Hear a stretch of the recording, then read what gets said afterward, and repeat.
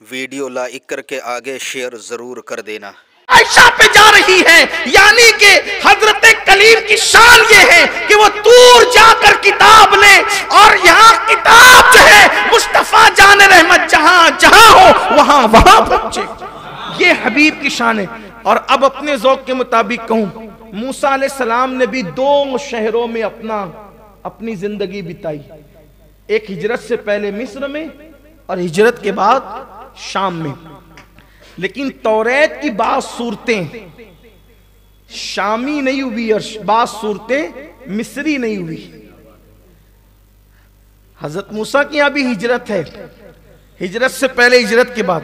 बात सूरतें मिस्री नहीं, बात सूरतें शामी नहीं। लेकिन कुरान की बात सूरतें मक्की और बात सूरतें मदनी। अब लोग कहते हैं जो मक्के में उतरी वो मक्की, जो मदीने में उतरी मदनी। मैंने कहा नहीं, बात ये नहीं है। इसलिए कि मुफस्सिरीन का सही तर कौल ये है, मुफस्सिरीन का सही तर कौल ये है कि जो हिजरत से पहले उतरी वो मक्की है और जो हिजरत के बाद मक्के में भी उतरेगी तो वो मक्की नहीं है बल्कि मदनी है। जैसे ये आया करीमा, अल यौम अकमलतु लकुम दीनकुम व अतममतु अलैकुम नेमती व रदीतु लकुमुल इस्लाम दीना।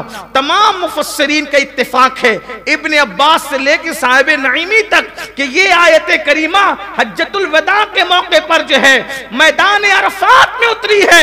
लेकिन कोई इसको मक्की नहीं कहता, सब इसको मदनी कहते हैं। यानी हिजरत से पहले मक्की, हिजरत के बाद सारी सूरतें मक्के में उतरे, अरफात में उतरे, हुनैन में उतरे, ताइफ में उतरे, जहां वाजन में उतरे, जहां उतरे वो सब मक्की कहलाई। हिजरत के बाद भी जो है वो मक्की नहीं बल्कि मदनी कहलाई। मक्के में उतरने के बाद भी, मक्के के इर्द गिर्द में उतरने के बाद भी, हिजरत के बाद जो सूरतें जो आयतें नाजिल हुई वो मक्की नहीं बल्कि मदनी कहलाई। राज क्या है? क्या राज है? वजह यह है जब तक नबी ने हिजरत नहीं की थी तब तक नबी मक्की थे। हिजरत कर ली तो फिर नबी मदनी हो गए। अल्लाह ने कहा प्यारे तुझसे प्यार इतना है, जब तक तू मक्की था हमारा कलाम भी मक्की, जब तू मदनी हो गया हमारा कुरान भी मदनी हो गया। इंजील की बात सूरतें जय वो अल्लाह अकबर, लाहमी और शामी और बैतुल मुकद्दसी ये सब नहीं है कि फिलिस्तीनी नहीं है। हालांकि वो सब शामी का इलाका था, ये सिर्फ आपको समझाने के लिए कह रहा हूं, मगर ये अपने नबी की शान है। तो अल्लाह ने कहा मूसा ये फर्क है कि कलीम और हबीब का फर्क आपने पूछा है, ये फर्क है। फिर उसके बाद कलीम छठे आसमान पे खड़े होकर बार बार महबूब को तकता है और हबीब ला मकां पे आकर खुदा को तकता है। ये कलीम हबीब में फर्क है। फिर कलीम इल्म मांगता है, अल्लाह मुझे इल्म चाहिए। इरशाद होता है खिजर के पास जाओ, खिजर को सौंप दिए जाते हैं।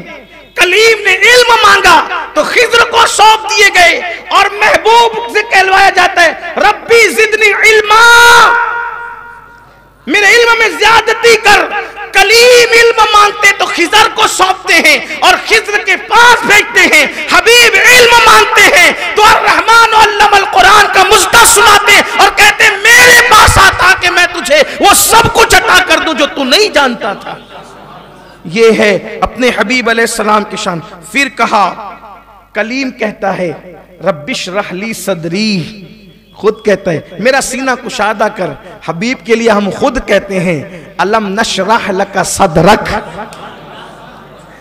कलीम कहता है मौला मेरा ये बोझ उठाने के लिए मेरे भाई हारून को मेरा खलीफा बना दे। मेरा ये बोझ कौन उठाएगा? मेरा बोझ, मेरी जिम्मेदारियों का बोझ कौन उठाएगा? कौन उठाएगा? मेरा भाई। हबीब से कहा जाता है ववादाना अन्का विज़रक, क्या हमने आपका बोझ खुद नहीं उठा लिया? मूसा का बोझ भाई उठाए, महबूब का बोझ हम खुद उठाए। ये कलीम हबीब में फर्क है। फिर कलीम कहे वयस्सिरली अमरी वहलुल उक़दतम मिन लिसानी यफ़क़हू हबीब कि मेरी जबान की गिरा को खोल दे। और हबीब वो है जिसके लिए हम खुद कहें वमा यंतिकु अनिल हवा इन हुवा इल्ला वह्युन यूहा, प्यारे जबान तेरी होगी, कलाम हमारा होगा। ये है कलीम हबीब में फर्क। और अल्लाह खुद बयान फरमा रहा है, हाय हाय। फिर कलीम को मेराज हुई, कलीम को मेराज हुई, कहां हुई? वही मेराज थी ना, वादिये मुकद्दस में। अब तवज्जो करना, वादिये मुकद्दस में मेराज हुई, जितनी बातें की सब बयान कर दी। क्या क्या बयान की? वीडियो अगर अच्छा लगा हो तो लाइक करके आगे ज़रूर शेयर कर देना।